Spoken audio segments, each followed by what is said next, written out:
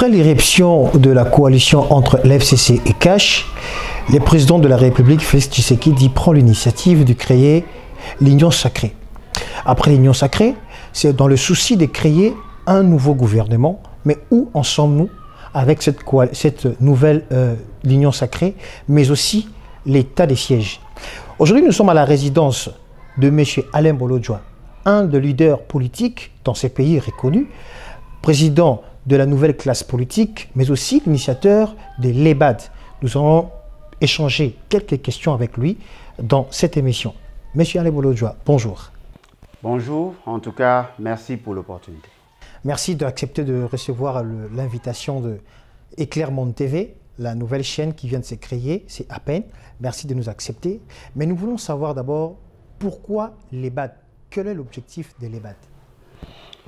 Oui, en tout cas, merci. Au départ, nous avons évolué dans le cadre de la nouvelle classe politique de l'opposition, qui va être muée en regroupement politique. Mais nous l'avons considéré comme un caucus de politiciens non alignés. Et pendant ces 2 dernières années, c'est à ce titre-là que nous avons eu à évoluer. Mais étant donné que nous voulons nous conformer aux lois de la République, nous avons voulu créer un parti politique. Et notre parti est dénommé Lèvons-nous et bâtissons, qui est un parti à tendance idéologique progressiste. Et nous voulons justement amener une autre manière de gouverner le pays, c'est-à-dire gouverner autrement bien, en mettant un accent particulier sur la jeunesse. Parce que nous pensons que la gouvernance ou sinon la gestion du pays doit projeter l'avenir, et l'avenir pour nous, c'est la jeunesse. Et cette jeunesse doit être formée. Voilà pourquoi nous avons centré toutes nos actions sur la jeunesse, sa formation, sa préparation à accéder au poste de responsabilité, c'est que nous ne voyons pas aujourd'hui. Voilà. Vous êtes quand même au courant, M. Alain Bolodjoa, avec beaucoup de prolifération de partis politiques, mais est-ce que le BAD peut-elle amener un changement? Effectivement, nous voulons amener les changements, mais un changement radical. Parce que c'est vrai qu'il y a des changements. On a enregistré des changements depuis 1960 jusqu'à ce jour. Et fort malheureusement, ces changements ne sont pas adaptés, ne se sont pas adaptés aux réalités du monde. Nous savons que le monde est évolutif et nous voulons adapter ces changements justement pour essayer non seulement de récupérer les retards qu'a enregistré notre pays, mais aussi le rendre plus compétitif. Et donc, s'il y a des partis, il suffit seulement de faire l'évaluation de la situation actuelle pour vous rendre compte que nous sommes vraiment en retard au regard de l'évolution du monde. Donc, nous n'avons pas la culture de nous adapter à ce qu'il y a, mais nous projetons plutôt ce qui devait être et insistons plus sur notre capacité, la capacité managériale des animateurs de notre parti pour que nous arrivions cette fois-là à imprimer une nouvelle marque et à imposer une nouvelle manière de gouverner autrement bien. Alors, bien qu'il y a beaucoup de partis politiques malades, mais nous voulons savoir qui sont vos partenaires financiers. Parce qu'un parti politique doit se créer, il faut qu'il y ait de l'argent. On ne peut pas accepter qu'un parti politique qui naisse, mais qui n'a pas de l'argent, ça serait catégoriquement un peu difficile. Avec tout ce qu'on peut faire, les élections, il faut avoir des députés. Est-ce que vous avez un partenaire financier? Bon, la question est généralement posée parce que, comme vous l'avez dit, nous ne pouvons pas envisager un bon fonctionnement sans moyens. Mais nous centrons parmi nos sources de financement, ou sinon la principale, reste la contribution des membres. C'est vrai que nous allons nous ouvrir au monde, mais ce que nous voulons non seulement avoir le moyen de notre politique, mais aussi préserver notre indépendance. Voyez-vous, moi personnellement, je considère que le problème ne doit pas se poser seulement en termes d'argent. Le problème doit se poser en termes d'organisation et surtout en termes de détermination. Il y a des partis qui ont tout le moyen financier, mais qui n'arrivent pas à connaître leur essor, justement parce qu'il y a beaucoup de problèmes. La plupart des partis sont créés à l'image des leaders. Ce qui veut dire qu'aujourd'hui, vous avez des gens qui ont eu à s'engraisser financièrement sous le mamelon de l'État, qui créent des partis politiques et tout le monde est attiré par l'argent, mais en réalité, en substance, ils n'ont pas d'offre politique. Nous, nous avons l'offre politique, mais aussi nous avons la détermination parce que nous-mêmes, nous sommes victimes du dysfonctionnement systémique de l'État. Ce qui veut dire, au sein de notre parti, nous avons la jeunesse congolaise qui, naturellement, n'aura pas toujours l'argent pour soutenir le parti. Nous avons les vieux qui ont eu à prester et pour la plupart sont des retraités fonctionnaires.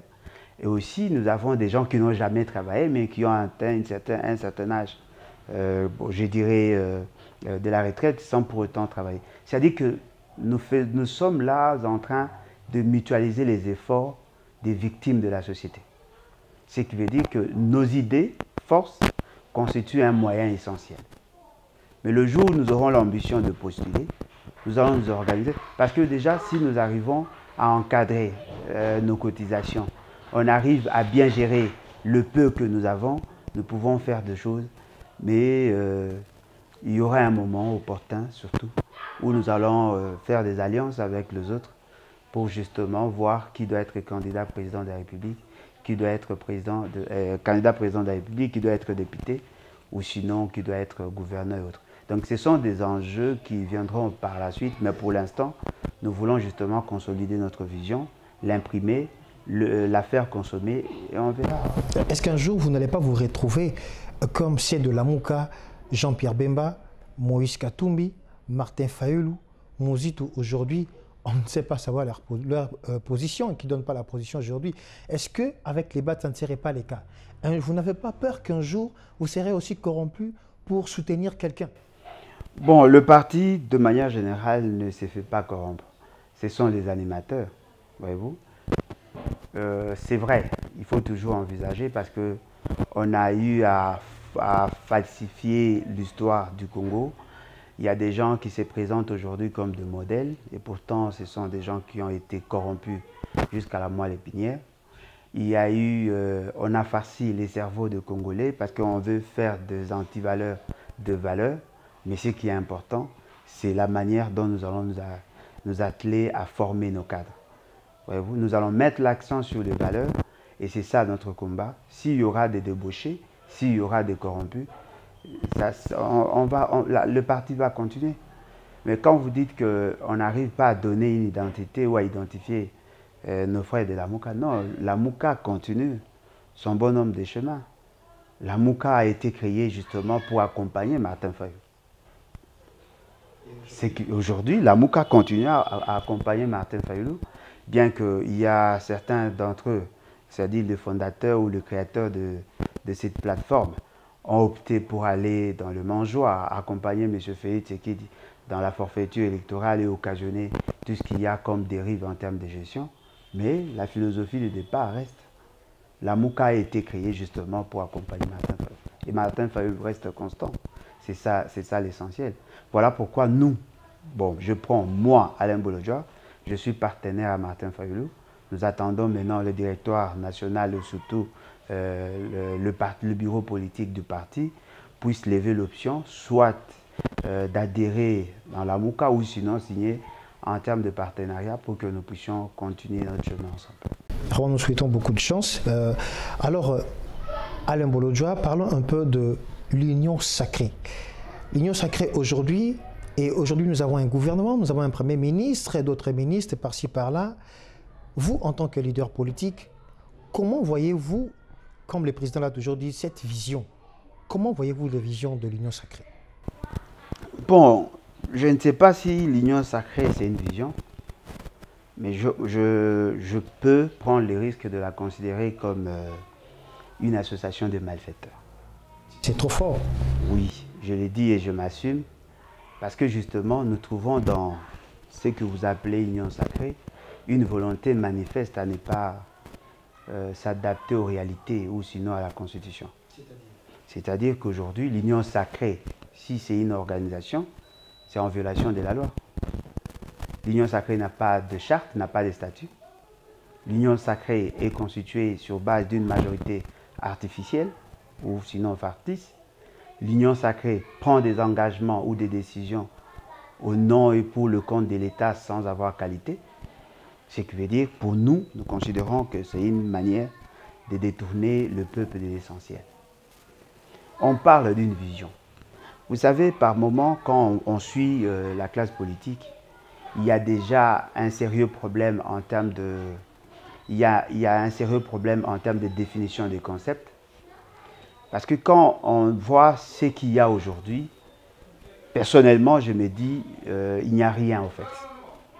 Il n'y a pas de soubassement, la vision n'est pas bien agencée, bien articulée. On ne sait pas qu'est-ce qu'ils veulent en réalité. M. Félix Tshisekedi dit que l'union sacrée, c'est la volonté de changer les choses. Et quand on voit dans le fond, tous ceux qui sont attirés par l'union sacrée ou par cette vision, on voit plus leur souci à se donner de l'espace sur le soleil. C'est comme si on revient toujours de la même sorte de la coalition de FCC Cash. Non, mais la coalition, l'union dite sacrée, c'est la coalition FCC Cash, mais élargie. Ce sont les membres du FCC, le membre du Cash. On a élargi en ouvrant la porte. Mais comment élargi? Parce qu'il a dit qu'il a été bloqué par ses partenaires de cette coalition. Il a changé pour amener l'union sacrée. Mais lorsque vous dites élargir, pourquoi penser ainsi? Non, qu'est-ce qu'il y a de nouveau? Dès lors qu'on continue avec le même programme de gouvernance, on continue avec les mêmes acteurs, on a juste ouvert la porte pour faire entrer Moïse Katumbi Bemba. Par rapport aux animateurs, aux acteurs, par rapport à la finalité, on a la même finalité. Donc rien n'a changé.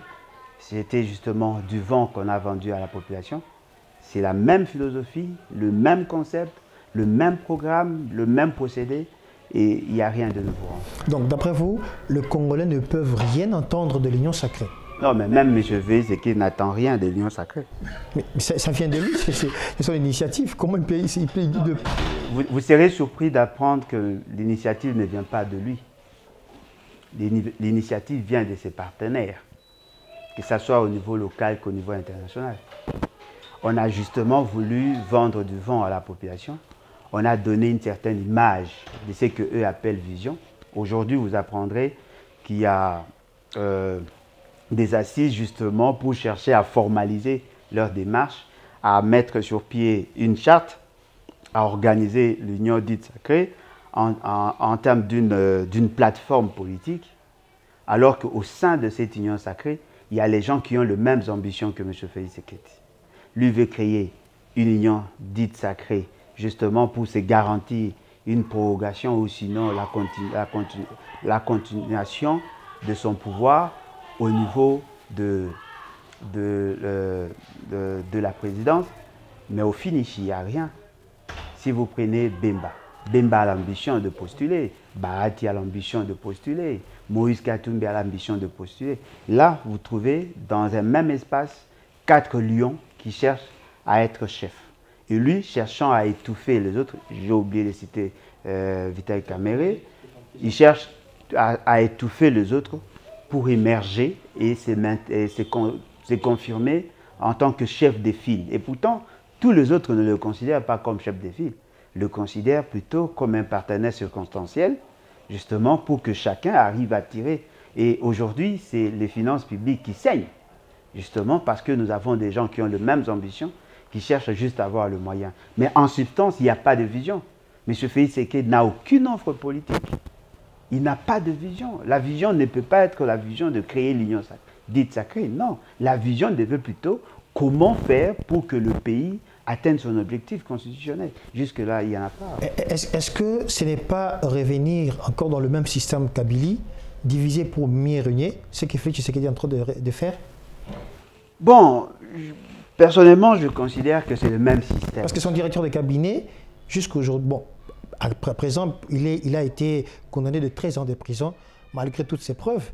Donc, vous dites qu'il est en train d'étouffer quand même ses partenaires. Est-ce que c'est toujours le même système Kabylie? Bon, je ne sais pas si vous considérez qu'il y a changement de système, justement parce que Kabila n'a plus la signature. Le système reste. C'est justement, les pions ont été déplacés. Kabila reste l'autorité, entre guillemets, morale de ces systèmes, mais l'acteur qui est en surface aujourd'hui, c'est M. Félix Tshisekedi. Ce qui veut dire qu'aujourd'hui, nous continuons avec le même système. Parce que le système Kabila était caractérisé par la corruption, les détournements, la concussion, les délits d'initiés. C'est ce que nous voyons.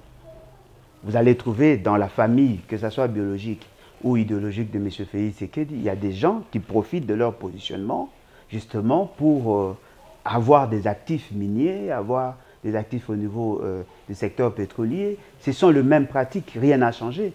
Le roulage ont la même philosophie. Ceux qui sont dans l'administration, pratiquement, sont dans la même philosophie. Rien n'a changé. Ce qui justifie aujourd'hui même le prix sur le marché. C'est-à-dire que nous sommes dans le même système, mais on a juste déplacé le pion et il continue. Bahati représente les intérêts du FCC.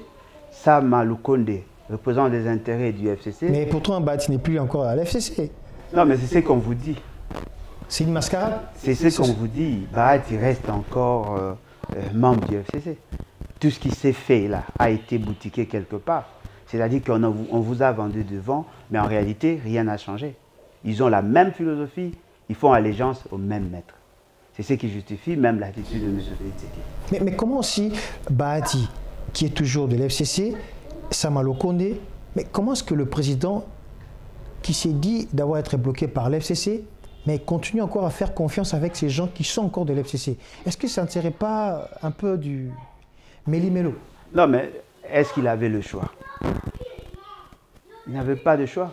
M. Félix Tshisekedi est une invention de Kabila. Il a été façonné par Kabila. S'il existe aujourd'hui dans l'espace politique, je dirais dans l'espace du pouvoir, c'est justement parce que Kabila le voulait.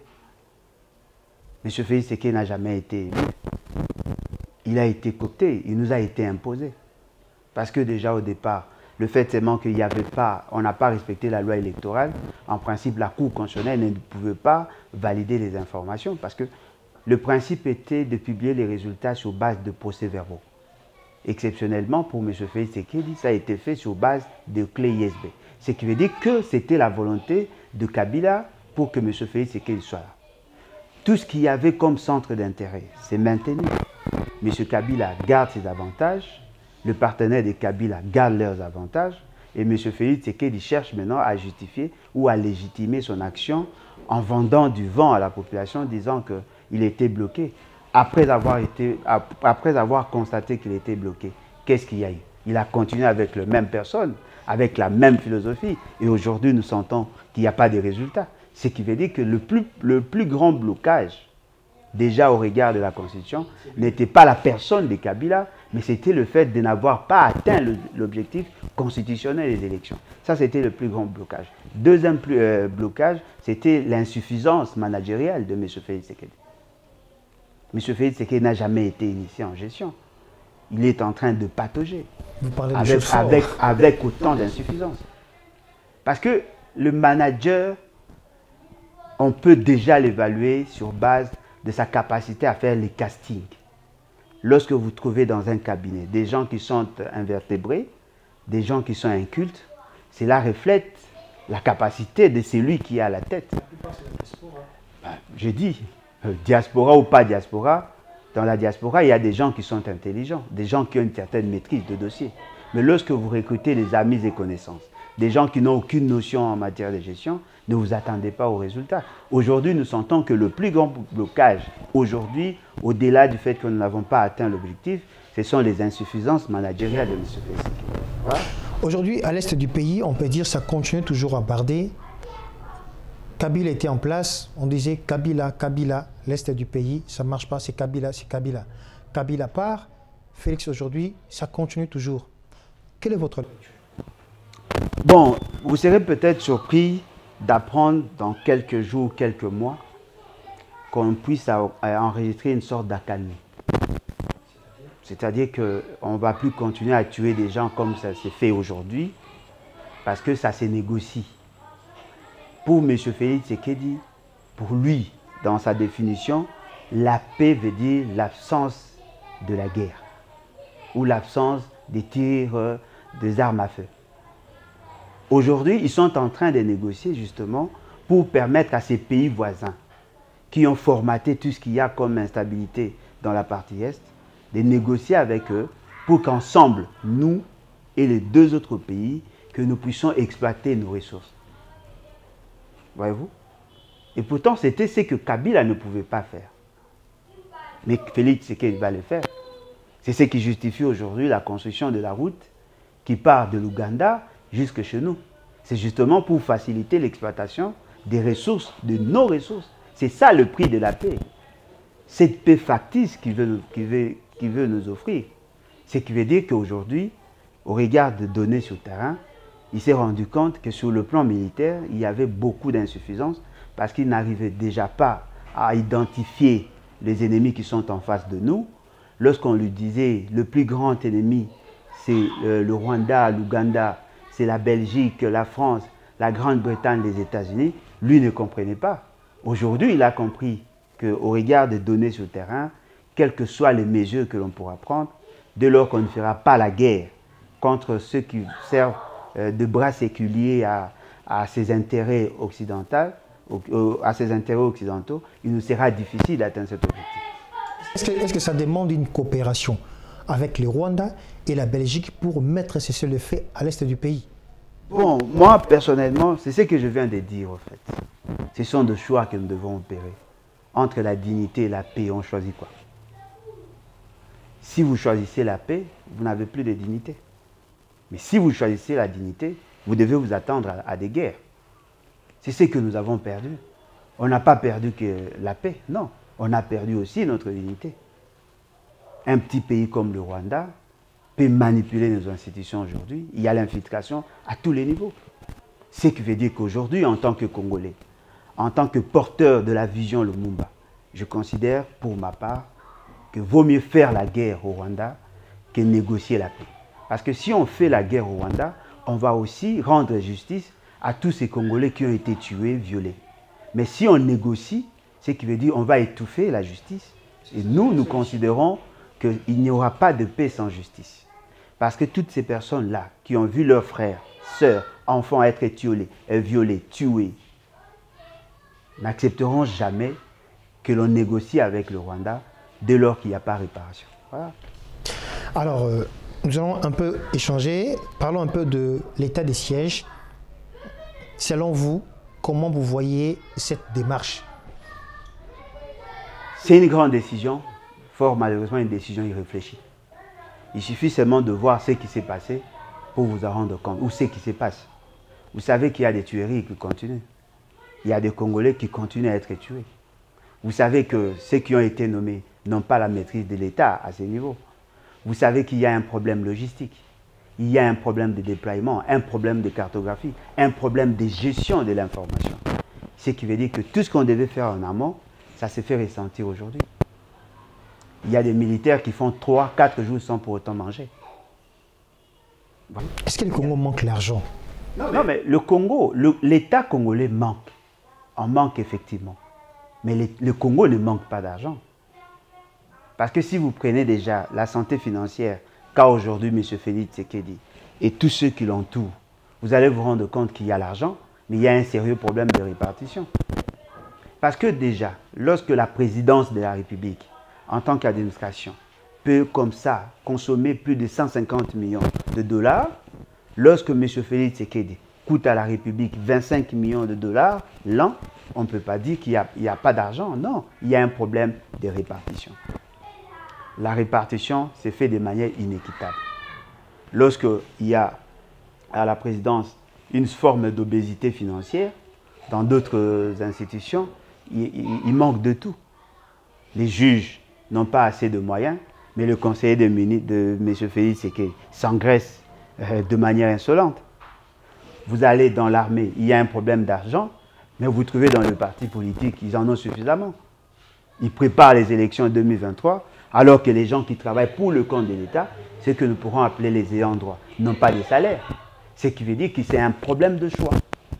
Est-ce que ça c'est d'abord normal à un leader plutôt de voir d'abord l'intérêt du peuple, mais de chercher à préparer les élections avec cet argent? Bon, s'ils peuvent préparer les élections avec leurs moyens, on peut comprendre. Ils n'ont pas des mais moyens, ils travaillent avec les moyens. Non, mais je dis, mais eux ne préparent pas les élections avec le moyen de leur salaire. Ils préparent les élections avec des rétrocommissions, avec des détournements. Voilà pourquoi vous trouvez qu'il y a l'impunité. Il y a des gens qui ont détourné l'argent, mais qui ne sont pas inquiétés justement parce qu'ils ont servi les partis. Ce sont là des vérités. Avec un budget modique de 6 milliards 800 millions, si on arrivait seulement à respecter les crédits qu'on alloue à tous les départements, les Congolais qui travaillent pour le compte de l'État auront le minimum. Mais pourquoi cela ne se fait pas? On vous dit non, voilà, les régies financières ont dépassé les assignations, mais au même moment, on vous dit non, voilà, il n'y a pas d'argent pour payer. Et on essaie de multiplier des missions à l'extérieur, justement pour gonfler les charges, et au finish, on va justifier. Comment? Aux militaires qui devaient ajouter 400 $ pour leur salaire. Non, mais c'est qui ne s'est pas fait. Non, mais le problème, c'est que M. Félix Tshisekedi n'a pas la culture de dire la vérité. Voyez-vous? Ça, c'est un problème. Il faut avoir cette culture-là de dire. Donc, c'est quelque part, il est un peu sentimentaliste avec ses propos. Non. Il ne sait pas, il n'est pas capable de dire la vérité. Ce n'est pas question de sentiments, ça entre dans le génétique. Voyez-vous? C'est-à-dire que ce sont des gens qui n'ont pas la capacité de dire la vérité. Quand il promettait 400 $, il n'avait aucune information sur la gestion. C'est possible de payer aux militaires 400 $. Mais ça doit être un processus. Ça ne se fera pas de manière automatique. Parce que généralement, quand je suis les débats sur l'économie, par moments, ça me met mal à l'aise.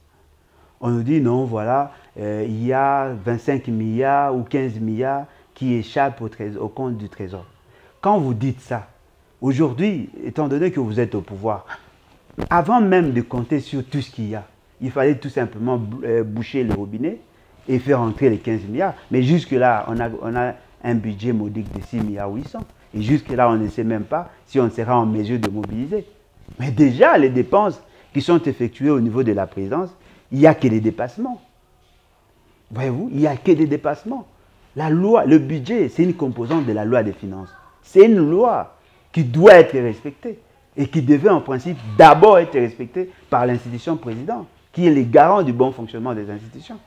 Mais lorsque déjà à ce niveau, il y a des problèmes, quoi de plus normal que nous ayons ces déséquilibres-là, pendant que les autres ont tout, certains n'ont rien. Donc vous êtes très sûr de vous que l'état des sièges sera totalement un grand échec pour le président de la République? Non, c'est déjà un échec, parce qu'il suffit seulement de voir les résultats. Et pourquoi pas laisser un peu le temps? Non, mais vous voulez laisser le temps, pourquoi? Parce que la Constitution vous parle d'1 mois renouvelable. Il faut d'abord commencer à évaluer ce qu'il y a, voir le point fort et le point faible. Il y a plus de points faibles que de points forts. Et nous pouvons le démontrer. Ce sont là le problème. Il ne suffit pas de dire à l'ingénieur de continuer à construire la maison dès lors que vous savez qu'il y a un problème de fondation. Si vous voyez la beauté de la maison, moi je vois la durabilité de la fondation. La fondation a été mal posée. Parce qu'en réalité, pour décréter l'état des sièges, c'est une très grande décision. Voyez-vous? L'état des sièges, c'est une très grande décision. Ne confondez pas l'état des sièges et l'état d'urgence. L'état des sièges, c'est une très grande décision qui demandait impérativement avoir une loi. Parce qu'aujourd'hui, il y a déjà un conflit de compétences entre les entités territoriales décentralisées et déconcentrées et les gens qui viennent d'être nommés par décision de l'ordonnance de M. Félix Tshisekedi. Ce sont des militaires. Il n'y a pas de passerelle de collaboration entre les autres entités. La chaîne des dépenses au niveau de province n'a pas été définie dans l'ordonnance. Qui doit percevoir l'argent? Qui doit engager les dépenses? Qui doit effectuer les dépenses? Jusque-là, il y a un problème. Le gouverneur voit en lui toute la concentration du pouvoir. Quels sont les mécanismes de contrôle? Il n'y en a pas.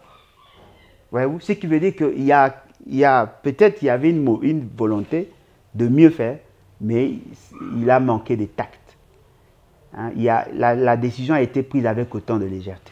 Aujourd'hui, nous sentons qu'il y a des problèmes. Comment autant de légèreté? Le président est entouré de ses conseillers. Ça serait grave qu'un président doit tomber dans de telles erreurs, revenir encore dans les mêmes erreurs qui passaient. Non, mais, je ne sais pas si M. Félix est entouré de conseillers. Apparemment, M. Félix Tshisekedi est insensé. Il y a Augustin Kabouya qui est là, il y a les Peter. Non, mais eux ne font pas partie du système. Bon, ils font partie du système, mais ne font pas partie de la charpente institutionnelle. Ils ne sont pas de la présidence.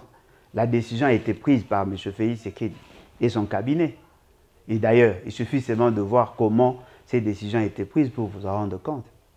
Le premier jour, la réunion ou le conseil des ministres de prise de contact, c'est ces jours-là que la décision a été prise. Ça a été conçu, boutiqué bien avant. Et on a fait gober aux membres du gouvernement. Le même jour, on prend une aussi grande décision, alors que le ministre qui venait à peine d'entrer n'avait aucune maîtrise de dossier. Le ministre des Finances ne savait pas ce qu'il y avait en caisse, mais on nous lance dans de telles opérations. Il fallait maintenant chercher l'argent. Et en cherchant l'argent, on a recouru même auprès des entreprises. De manière anticipative, les entreprises ont donné l'argent. Ce qui veut dire qu'on va avoir un problème fiscal. Parce que justement, les entreprises ont payé avant les temps. Donc aujourd'hui, nous avons des problèmes, justement parce qu'il y avait des insuffisances managériales. Je vous dis, ces pouvoirs cancérogènes ne permettra pas au pays d'avancer. Ils ont la facilité de prendre des engagements qu'ils ne respecteront pas. Aujourd'hui, le pays est bloqué. Bloqué justement parce qu'il y a trop de maladresse. Voyez-vous, donc nous avons un sérieux problème. Alors, M. Alain Bolojwa, vous êtes un grand leader politique. Qu'est-ce que vous proposez au président de la République? Parce que souvent, on critique les politiciens congolais. Vous aimez beaucoup parler, critiquer, mais vous n'apportez pas des solutions. Mais en sachant qu'il y a une part, chacun a sa part. Vous, en tant que leader, qu'est-ce que vous proposez au président de la République? Bon, d'abord, déjà au départ, je voudrais vous dire que les hommes intelligents... Et vous savez aussi chiter. Les hommes intelligents savent que chaque fois qu'il y a une critique qui est émise, il y a une proposition. Comprenez d'abord la critique et vous allez vous rendre compte qu'il y a une proposition là-dedans. Lorsqu'on vous dit que la décision de l'état d'urgence a été mal prise et on vous donne des raisons, c'est ça la proposition. Mais la proposition par excellence reste la Constitution. Parce que la Constitution, c'est le fruit de plus de 608 personnes, des gens qui ont réfléchi pendant plus d'une année. Ils ont pondu la Constitution avec plus de 229 propositions. Vous ne voulez pas respecter la Constitution, vous allez respecter les propositions d'Alain Bolojwa. En respectant seulement la Constitution, vous allez résoudre beaucoup de problèmes. Voyez-vous? Donc tout ce que nous faisons, nous ne faisons que faire de propositions. On vous dit la décision a été mal prise, on vous dit M. Félix Tshisekedi n'a pas été élu, on vous dit qu'il y a un problème de crise de légitimité, on vous dit qu'il y a un problème managérial. Dans tout ce que nous disons, il y a une proposition.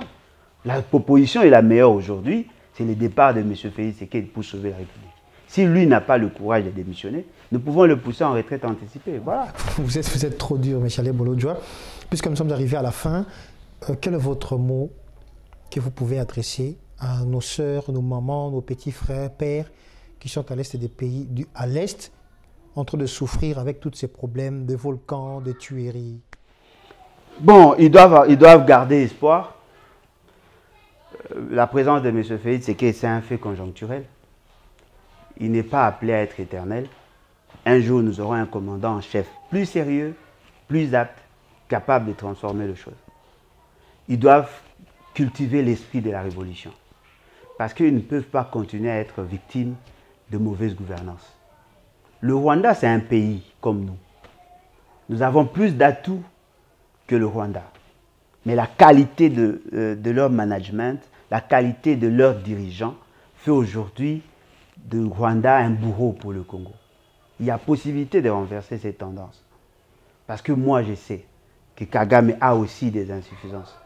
Aujourd'hui, on considère Kagame comme un grand leader.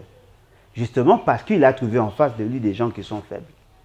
Il faut avoir des gens qui ont un grand esprit, qui ont une grande vision sur le Congo. Et comme ça, on va résoudre le problème. J'insiste sur la jeunesse.